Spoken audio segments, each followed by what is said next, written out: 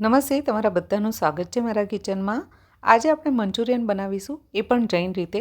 અને આ મંચુરિયન બનાવવામાં જૈન રીતે એટલે કે આપણે આદુ, લસણ અને ડુંગળી તો નથી જ વાપરવાના, પણ જોડે ગાજર પણ નહીં વાપરીએ. અને ખાસ વાત તો એ છે કે આજે આપણે આ મેંદા અને કોર્નફ્લોર વગર બનાવીશું, તો પણ આ બહુ જ ટેસ્ટી બનશે બહાર જેવા. તો આજની આ સરળ રેસીપી શરૂ કરીએ એ પહેલાં મારી ચેનલને સબસ્ક્રાઈબ કરી જોડે આપેલી ઘંટડી ચોક્કસ દબાવી દેજો, એટલે તમને નવી નવી રેસીપીની નોટિફિકેશન તરત મળી જાય. સૌથી પહેલાં એક મોટું વાસણ લઈશું. મોટા વાસણમાં 300 ગ્રામ જેટલી કોબીજ ચોપ કરીને લેવાની છે. આ કોબીજમાં મેં મીઠું નાખી અને ગળણી ઉપર 15 મિનિટ માટે કોબીજને નિતારી દીધી હતી, એટલે આમાંથી એક્સ્ટ્રા બધું જ પાણી નીકળી જાય. હવે 2 મોટા કેપ્સિકમ ચોપ કરીને લઈ લેવાના છે. અડધી ચમચી જેટલો આમાં ચીલી સોસ નાખી દઈશું અને 2 મોટી ચમચી ભરીને ટોમેટો કેચઅપ નાખી દઈશું. જો તમે ટોમેટો કેચઅપ અથવા તો ચીલી સોસ ના ખાતા હો તો સ્કીપ કરી શકો છો. હવે આમાં મરી પાવડર, થોડું મીઠું નાખી દઈશું અને 2 ચમચી સોયા સોસ નાખી દઈશું. સોયા સોસ પણ સોલ્ટી હોય છે અને આપણે કોબીજમાં પણ પહેલાં મીઠું નાખેલું હતું, એટલે આ સમયે જ્યારે તમે મીઠું નાખો તો તમારા સ્વાદ પ્રમાણે ટેસ્ટ કરીને નાખવું.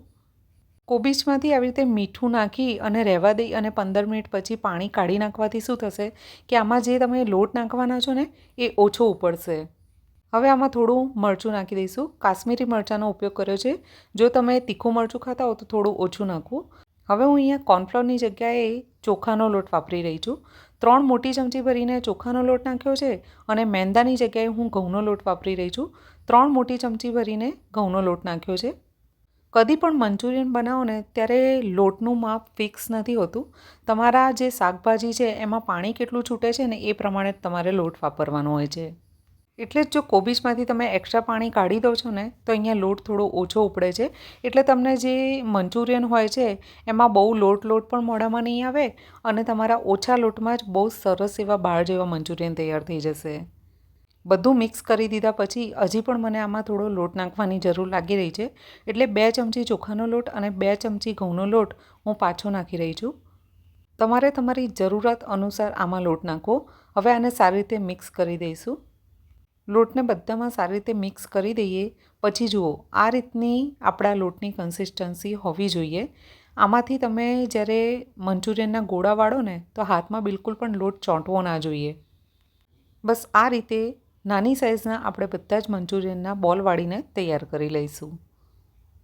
જો બધા મંચુરિયનના બોલ વાળીને તૈયાર કરી લીધા છે, હવે હાઈ ફ્લેમ ઉપર તેલ ગરમ મૂકવાનું છે. એટલે મંચુરિયન નાખો ને ત્યારે તેલ સખત ગરમ હોવું જોઈએ, પણ પછી ફ્લેમને મીડિયમ કરી દેવાની છે અને મીડિયમ ટુ સ્લો ફ્લેમ ઉપર પહેલાં તો 3-4 મિનિટ માટે ફ્રાય કરીશું બધા મંચુરિયન અને પછી 2 મિનિટ માટે હાઈ ફ્લેમ કરી અને ફ્રાય કરીશું.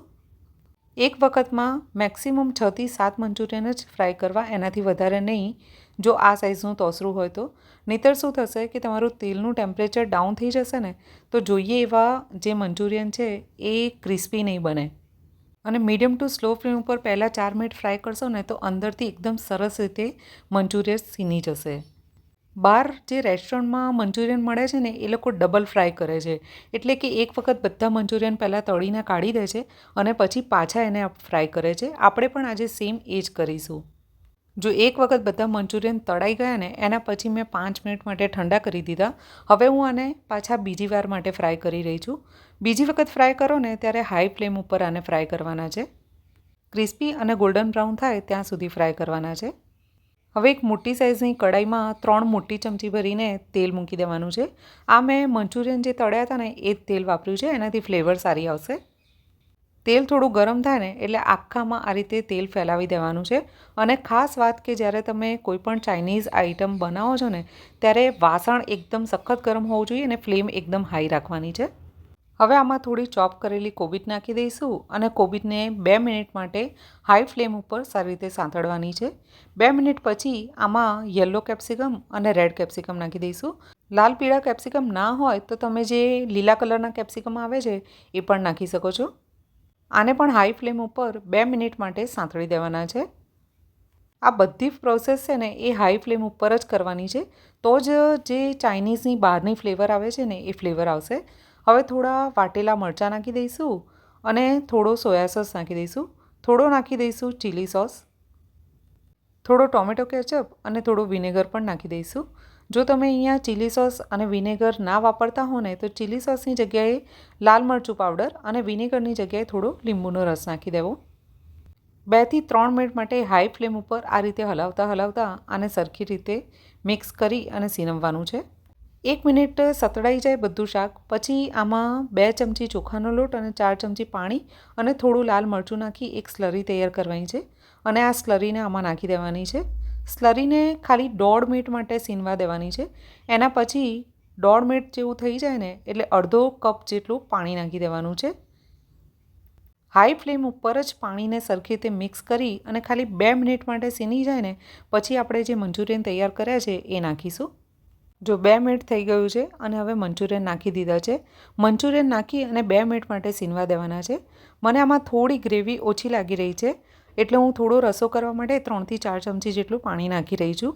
તમારે પહેલાં પાણી ઓછું જ નાખવું અને આ રીતે જો પાછળથી જરૂર લાગે તો પાણી નાખવું એટલે થઈ અને તમારા જે મંચુરિયન છે એ સોગી ના થાય અને બિલકુલ બહાર જેવા બને.